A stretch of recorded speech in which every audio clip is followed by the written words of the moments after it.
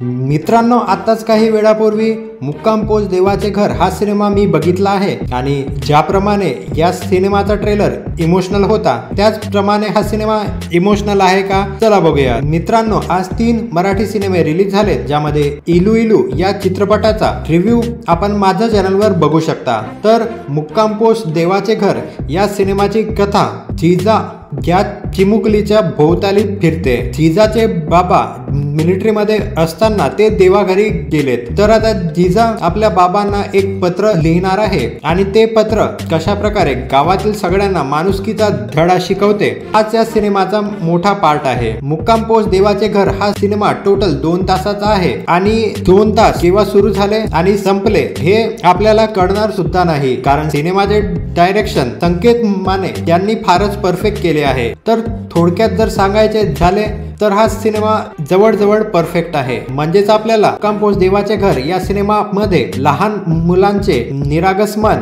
Comedy आणि emotional scene हे सगळं काही मिळणार आहे आणि हीच मराठी सिनेमाची खासियत आहे. मराठी सिनेमे हे कमी बजेट असताना सुद्धा एकदम भारी असतात. मायरा या चिमुकलीच्या छोट्याशा खांद्यावर हा सिनेमा टिकून राहतो आणि सपोर्टिंग ऍक्टर मध्ये मंगेश देसाईंचे काम देखील छान आहे. मी मुक्काम पोस्ट देवाचे घर या सिनेमाला 5 पैकी 4 स्टार देणार आहे. तर आपल्याकडे थोडासा देखील जर वेळ असेल तर हा सिनेमा आपण थिएटर मध्ये नक्की बघावा. इलू इलू या मराठी चित्रपटाचा रिव्ह्यू पाहण्यासाठी वरची व्हिडिओ बघा आणि अशाच तुफान मराठी कंटेंट साठी सबस्क्राईब करा.